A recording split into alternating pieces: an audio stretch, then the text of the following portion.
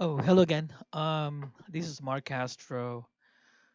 Okay, the security tool I developed, it's pretty much an access control.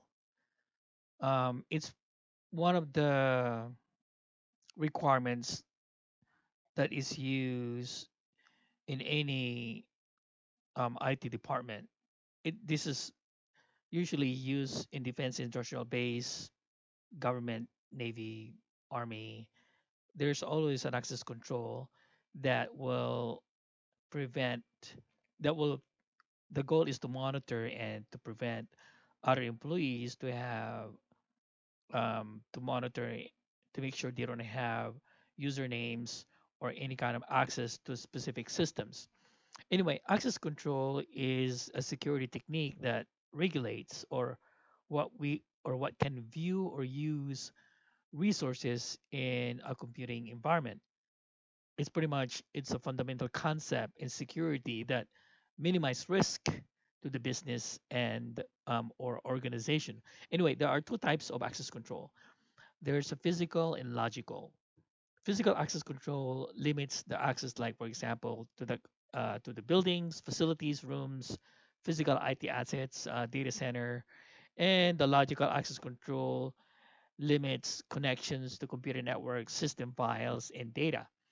But for this project, this security tool project is to monitor and to automatically report created usernames in the systems that are not supposed to be there.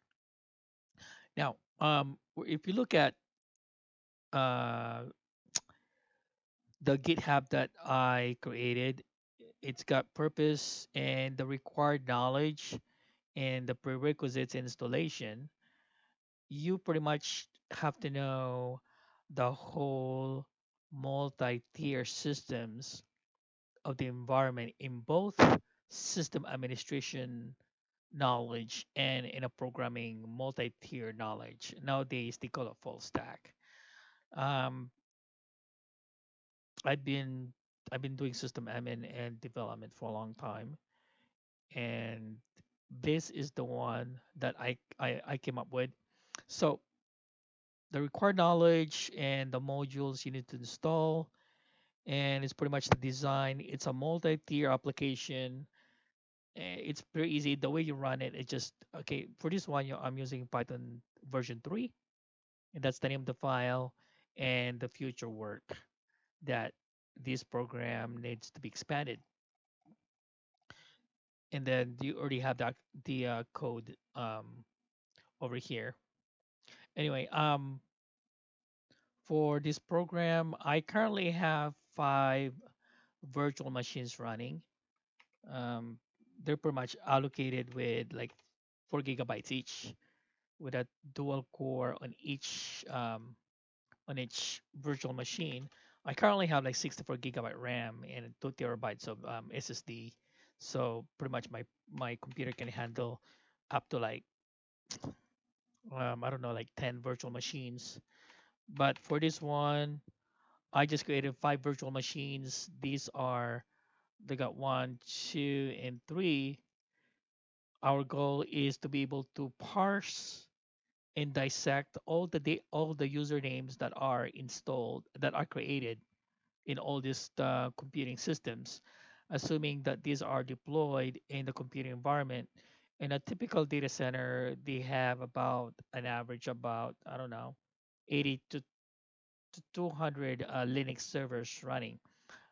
The the data center I conducted cyber assessment in Colorado, they have about 900 Linux environment throughout the world. It's about 900 Linux. That's just a Linux environment, and they have about 500 Windows server.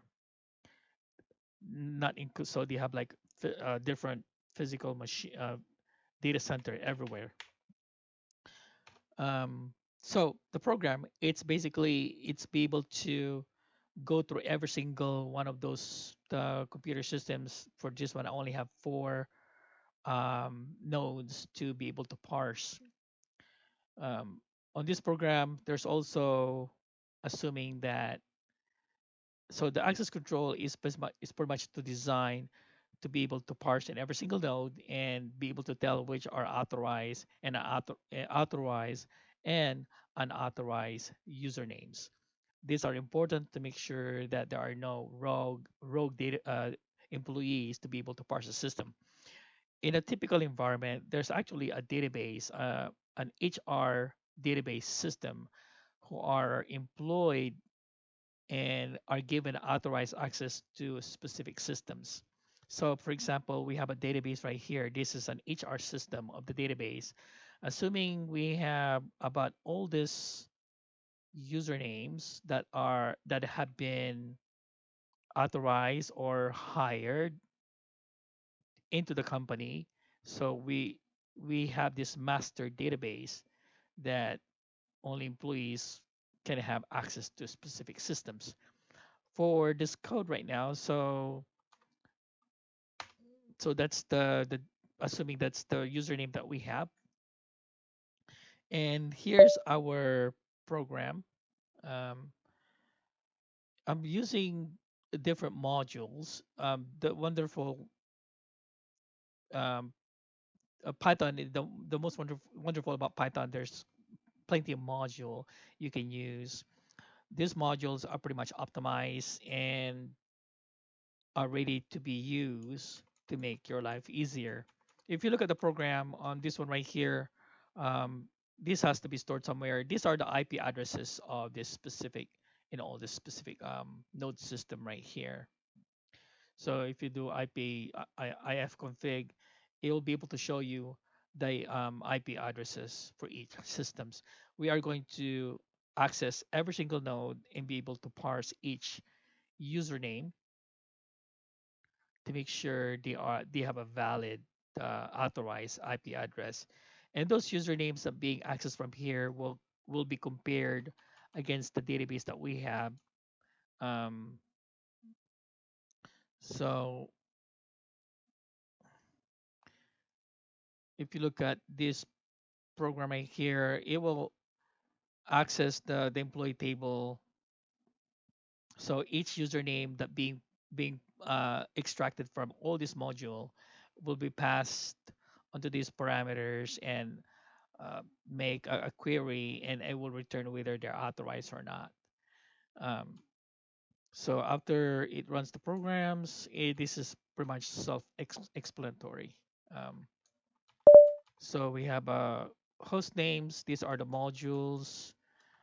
This one is just temporary that I'm using a tester, and this one will initiate the database, the get usernames, and compare against it will compare against the database if they exist, and the program pretty much will start right here and be able to get the usernames from each computer. So if I run this program, I already um, run it. So go Python 3, it should be like Python 3 version, AC access control by, it will go through every single systems. So it will be able to tell you which are authorized and authorized and authorized personnel. So it's parsing, it's going through every single node here. There you go. There's only 4 nodes, so it's this is pretty much fast. So if you look at here, it says like, okay, the backup is authorized. I mean, why is it authorized? So if you go to the program, so there's a backup right there. Those are authorized. If they're not authorized, it will flag as unauthorized. The future work of this program is to be able to, if to deliver to notify SOC, a Security Operations Center, to notify them that there are unauthorized users and it needs to be investigated. I haven't created the email notification yet to the SOC environment. So that's all I have. If you have any questions, this is a simple program. Um, I've been programming in the real world, and the less code it is, the better. It's better to use the modules available already instead of creating your own module. Um, this is like a jigsaw puzzle that you don't want to reinvent the wheel. So there's a lot of modules I use here that you can use to be able to use the API. All right, that's all I have. Thank you.